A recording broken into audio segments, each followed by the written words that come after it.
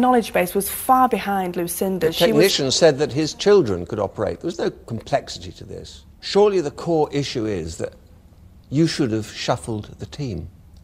I think you were a bit wishy-washy. Unbelievable. A runaway success, and you couldn't process the stuff. Simon, I understand you were the team leader of your team, is that right? That's right, OK. And your theme was? Glamour and beauty. Your sort of blue water shopper would probably go out in something sort of quite dowdy, and we could jazz them up and get a nice professional photograph taken of them, looking like they were not shopping somewhere else completely. Actually, Simon, I disagree. Jenny and I were the target consumers. Excuse me. Wait, excuse me. I've asked the team leader to tell me. Sorry. OK? So, please tell me what your theme was. It was glamour and beauty. Glamour and beauty. Now, was you in control all the time, Simon? Did you think you had this thing under control? I was aware of a period of time where I felt I was losing control. Why? There were some order system issues. Did you lose any business over this, you think? Yes. Yeah. How much do you reckon you lost? A couple of £100 at a very important time of the day. Do you think you lost it at this stage? I had to put the camera down because I was taking the photos. We were inundated with people wanting to have their photo taken. And So am I hearing again here that we've got a good business going and here? I had to stop selling to Alan. Yes, that's exactly what you're hearing. This is a joke. You got people milling around, ready to spend their money, and you didn't take their money.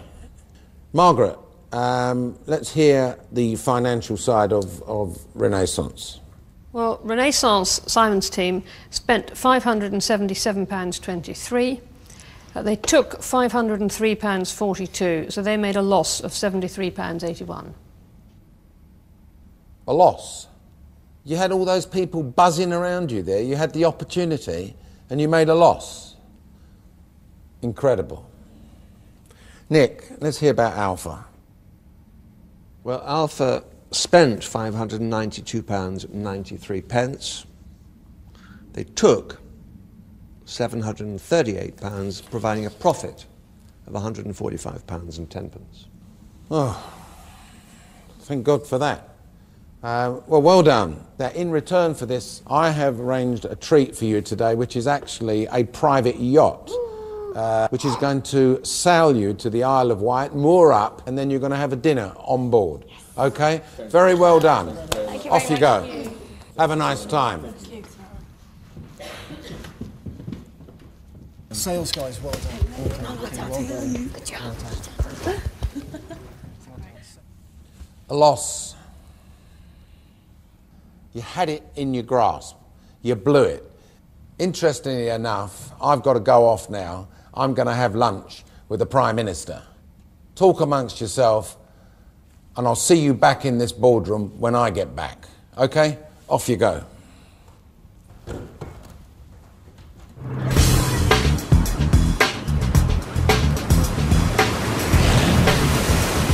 Go, go, gadget legs. Careful your head. We are the champions. Go on, Bird. It's been the comeback, kids. Woo! I have a lot of credibility in this competition. People rate me because they've seen my performance. I think, you know, put your money where your mouth is, Lucinda. Stand up to the plate, be the project manager, and I think Sir Alan will truly see what she's all about. And to be honest, that's somebody who's just not very good at a job. We're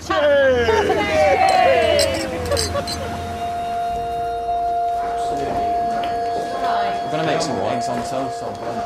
Something's happened in between manufacturing and delivering it to the customer.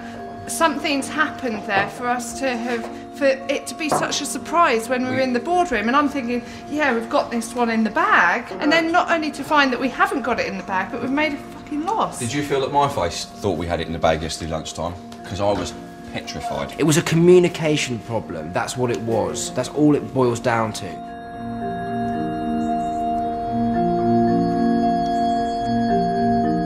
Everybody's now looking at ways to abdicate responsibility for what happened. But I'm not finished yet. I'm prepared to go in and fight my corner and stand my ground. I think it'd be a massive error to take me back into the boardroom, because I will destroy him if he takes me into the boardroom.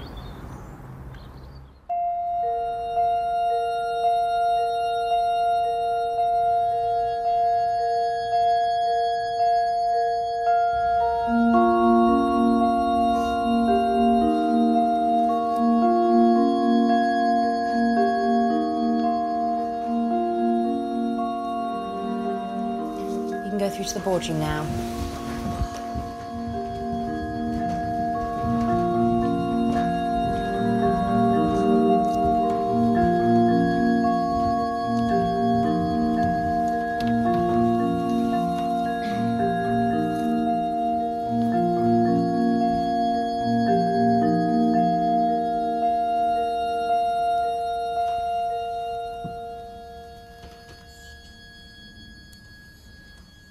Good afternoon. Good afternoon, Sharon. Sir Alan. Where we left off was that you went out and lost money. Yes, Sharon. What happened when you put yourself forward as team leader? It was a less than enthusiastic approval.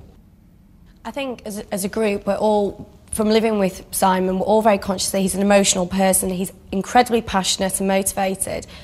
The downside of that is that sometimes we feel like he's a missile which is about to go into outer space and spontaneously combust. And he can come across sometimes as being quite aggressive. But we knew that he was very keen to do it. So what did you think then? You think, well, let him do it then. If we win, it's good. If we don't, we're going to blame him in the end. Is that what you thought? I thought, let's give him a chance. Oh, you did? Oh, that was very nice of you. Very, very nice of you. What I'm hearing here, Claire, is that you're showing no respect whatsoever to this man. Whether he's a plonker or not, it's not for you to decide. You're in a team, OK? And the team's got to win. Do you understand? Yeah, I apologise for that because I... Oh, now you're apologising for it. Before you were denying that you did it. No, I'm not apologising for anything. I'm not conscious that that's the way I made people feel, and I apologise for that because I never ever would want to make somebody feel like that. I supported Simon from the word go. I don't like people who make people feel like that. I don't like people being victimised. I don't like people being ostracised. Because, let me tell you, for what I can see so far, you ain't that bloody great yourself. Because I haven't worked out what the hell you were doing yesterday, quite frankly. Jenny, Alex and I worked very well together as a team. We had lots of communication with Simon throughout the day. You had not as much communication as Simon wanted, and whenever you spoke to him, you treated him like dirt.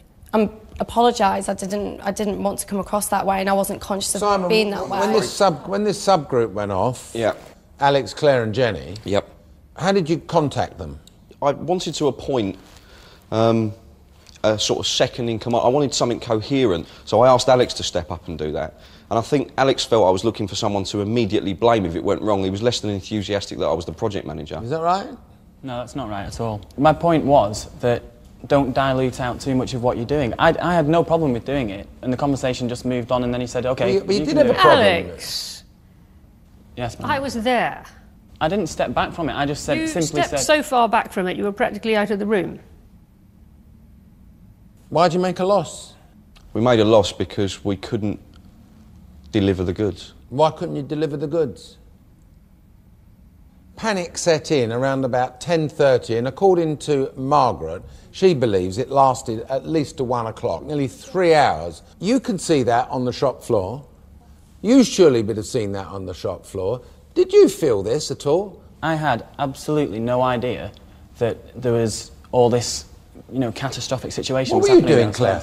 I was organising the orders coming through and the backlog we had... Why didn't you relay to them I relayed all the that information. there was aggravation on the shop floor? They knew there was aggravation on the shop floor. We were told what was priority. We weren't actually provided with the full picture. You didn't get a sense of there's something going wrong? Definitely not. Claire, I'm not getting a clear picture here of what you did. I'm getting the opinion here that you're good at excuses. Sir Alan, I'm not good at excuses. I walked into the back... You are good at excuses. I don't You're know definitely very good at excuses. What I'm I've trying got to make two people there for. telling me that they didn't know what the hell was going on the shop floor. That is I disagree. nail on the I head. walked into the room... That's the absolute nail on the head. Alex! The way I see it, it was a... Who miscommunicated the most? Well, initially I thought it was down to the project manager, but now hearing it, potentially the people who are running the information between us and the front end. So, you're saying, Claire, Simon, you were the team leader. Simon, you tell me which two people you are bringing back in this boardroom with you.